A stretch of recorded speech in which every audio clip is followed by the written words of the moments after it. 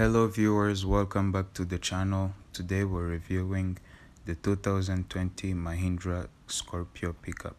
Before we dive deeper into the video, I'd like to inform you that as of September 27th, this channel was 6 months old, and I'd like to thank each and everyone that has subscribed. And to those who have not yet subscribed, please subscribe because we have great content coming your way in the near future. This Mahindra Scorpio Pickup or Mahindra Pickup is available for sale at AKAGERA Motors Rwanda. Check out their website through the link in the description, and if you have any questions, don't hesitate to contact them. Since this is a fairly unfamiliar brand, I thought it would be a great idea to start with a little bit of background. As a company, Mahindra was founded in 1945, and at the time it was only known as Mohammed and Mahindra. In 1948, the name was officially changed to Mahindra and Mahindra Limited, and since then it has expanded into various industries, and the car industry was one of those industries.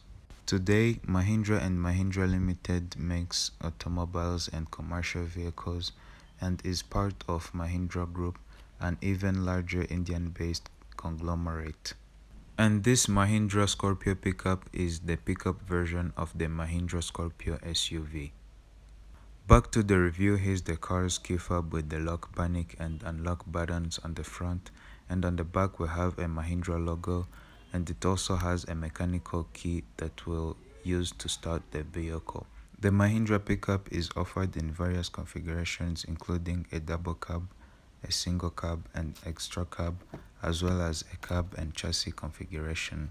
As you get inside, you'll notice that this is by no means a luxury work truck, but from the reviews I've read online, this makes for a very simple and reliable payload hauler. The mechanical key provided on the key fob starts the car, and there is a small LED light around the ignition area. When you turn on the accessories, a welcome to your Scorpio animation plays in the tiny multimedia screen. With that said, let's turn on the headlights, fog lights, high beams, as well as the hazard lights, and take a quick look around the vehicle. We'll also pop the hood and check out the engine bay. You'll also notice that the latch has a silhouette of the Scorpio SUV printed on it. And like most trucks, we'll have a turn signal on the front fender. Up front we have projector low beams, while the high beams, turn signals and fog lights are all halogen bulbs. Under the hood of the pickup we have a turbocharged 2.2-liter 4-cylinder, putting out 140 horsepower and 236 pound-feet of torque, and the engine is from the M-Hawk series.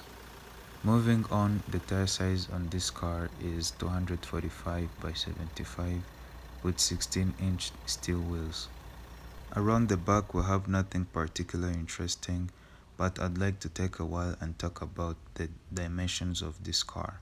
The length and width of this car is very normal for the class, but the height is a conversation starter. This is an unusually tall car, and as you drive along, it gives that commanding presence on the road. And the cool thing is the sitting position is also no different, because the sitting position is really high in this car. As we go back inside the vehicle, we'll take a look at the manual seat controls, and like I said before, this is no high-end luxury work truck to offer power adjustable seats. On the media player we have the setup, telephone, info and equalizer buttons on the left, and on the other side we have a source band and buttons for the Bluetooth hands-free operation.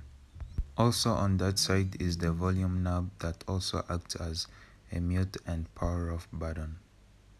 The knob on the left is a tune knob, and it also has a push to select function, and when you press and hold in the middle it turns off the display. And between the two knobs there are buttons for the 6 preset stations. In the settings page we have Bluetooth settings, and in here you can pair or remove devices. You can also turn on or off Bluetooth connectivity. After Bluetooth settings we have RDS, and to learn more about this, check out my review of the 2020 Nissan Qashqai. After RDS, we have sound settings. You can also set the time and date in this car or reset to factory default. You can also choose a sleep mode. When enabled, what this does, it displays the time and date when the screen is turned off, as I shall demonstrate. Moving on to the climate controls, again simple buttons and knobs that are meant to last forever. In the middle we have a fan speed dial, and on the left we have an air direction knob, and on the far right we have a air temperature knob. And as you can see, they are all simple mechanical knobs and dials that are meant to last forever, and the reliability perspective here is the less the technology, the less things that break down. Below the knobs you have three buttons, and the two on the right controls the intensity of the air conditioning, and the third button is the air recirculation button. And below the climate controls we have the hazard light switch. Below the hazard light switch we have a crevice that houses the auxiliary and USB ports. Further below we have a 12-volt power outlet, and on the right we have a place to put your phone. Moving on to the gear lever, I'd like to mention that the transmission in this car is a 6-speed manual transmission, and to shift into reverse you have to push a bit harder to the left and forward as if you're shifting into the first gear. Next up we have a 4-wheel drive selector dial, and this car is equipped with a part-time 4-wheel drive like a proper truck. In that vicinity we'll also find the manual parking brake, though it's odd that it's placed closer to the front passenger side. Right next to the parking brake we'll find the power mirror controls. There's also a button that blocks the rear power windows. Behind that we'll also have a tiny storage area. Moving on to the steering wheel, we'll have buttons for the cruise control, and that's all on the steering wheel. In the instrument cluster we have a tachometer, speedometer, and a screen that only displays trip information, fuel capacity, and engine temperature. Moving on to the left of the steering wheel, we'll have 4 sets of buttons. First is the automatic engine start-stop button, and this will shut down the engine when you're at a standstill and will revive the engine once you're ready to go, helping you save a little bit more fuel. Next is the rear defroster. The third control from the right is a scroll wheel that enables you to adjust the positioning of the headlights. And on the left you have the power mirror adjustments, and you turn the knob to select which mirror you want to adjust. To adjust the mirror you've selected, you move the joystick in any direction, left or right or up and down accordingly. On the headliner we'll have the usual reading lights or dome lights, and we'll have one for each side. We'll also have one in the middle that can also be set to light up when doors are open. There's also a sunglass holder right behind that, and we have the usual Bluetooth microphone. There are sun visors on either side of the car, but only the one on the passenger side has a vanity mirror. With that said, let's shut down the engine and check out the rest of the vehicle. Before we move on to the second row, I'd like to mention that this car has individual armrests for the 2 front seats. There's also a manual tilt adjustment for the steering column. Moving on to the second row seat in this car, there's also the high seating position. Integrated in the middle seat of the second row bench is an armrest, which I'd say is really low.